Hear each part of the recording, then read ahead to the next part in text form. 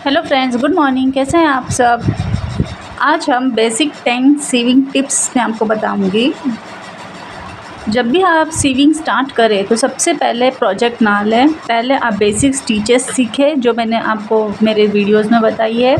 Simple stitch, zigzag, wavy और ऐसे अलग अलग प्रकार की बेसिक स्टिचेस से पहले उसकी प्रैक्टिस करें। जब आप अच्छे से सीविंग या सिलाई लेना सीख जाए उसके बाद आप प्रोजेक्ट लेना चालू करें और कपड़े के ऊपर सिलाई स्टार्ट कर सकते हैं। फर्स्ट टिप तो यही है कि बेसिक स्टिचेस सीखने के बाद ही हमें सिलाई चालू करनी चाहिए। उसके बाद अब जब भी आप बॉबिन में धागा भरते हैं तो बॉबिन का जो थ्रेड है वो इस तरफ नहीं ओपन होना चाहिए। बॉबिन को हमें इस तरह पकड़ना है और थ्रेड जो है इस तरफ ओपन होना चाहिए। जिस तरफ ये सिंपल मशीन का कट है इस तरह से डालते हुए इस तरफ ही धागा ओपन होना चाहिए। सेकेंड टिप है कि हमें बॉबिन भरते हुए इस चीज़ का हमेशा ध्यान रखना रहता है कि बॉबिन में जब धागा भरे तो ये इस तरफ ही राउंड घूमना चाहिए, इस तरफ, और फिर हमें बॉबिन अटैच करनी है। फिर थर्ड स्टेप ये आपको मैं टिप यही दूंगी कि एक अच्छी सिलाई मशीन हमें ख़रीदनी चाहिए। और फोर्थ टिप ये होगी कि उस सिलाई मशीन का हमें हमेशा ध्यान रखना चाहिए।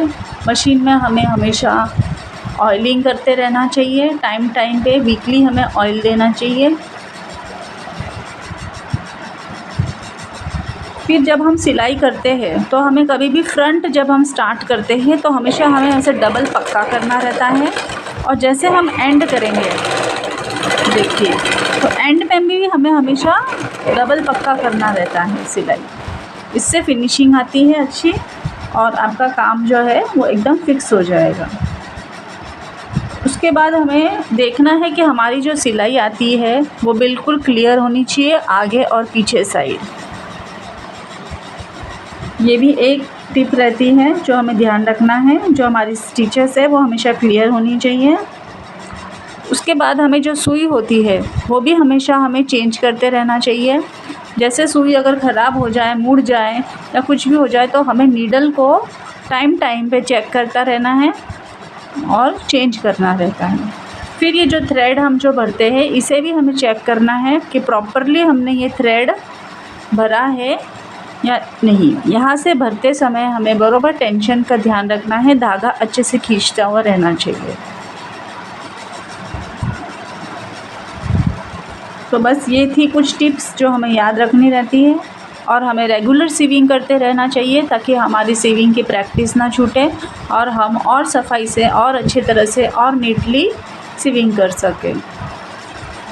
तो आप ये बेसिक टिप्स है जो आप याद रखिए। फर्स्ट, हमेशा सिंपल स्टिचेस से करें। सेकेंड, एक गुड क्वालिटी की मशीन रहे और हमेशा उसका ध्यान रखें, उसे अच्छे से साफ़ रखें।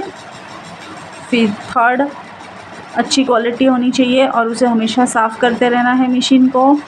फोर्थ, फ्रंट और बैक की जब हम कोई भी सीविंग करते हैं तो उसे हमें पक्का करना है double time. Fifth, bobbing paste भरते हुए हमें ध्यान रखना है। और सेवेंथ, हमें हमेशा कोई भी सिलाई करते हैं तो प्रॉपर मेजरमेंट्स लेके ही हमें कोई भी प्रोजेक्ट बनाना रहता है। सेवेंथ, हमें सीविंग मशीन की जो स्टिचेस होती है वो क्लियर आगे पीछे अच्छी आनी चाहिए, ये हमेशा चेक करते रहना है। एट्थ, हमें सिलाई हमेशा करते रहना चाहिए ताकि हमारी प्रैक्टिस हमेशा बनी रहे।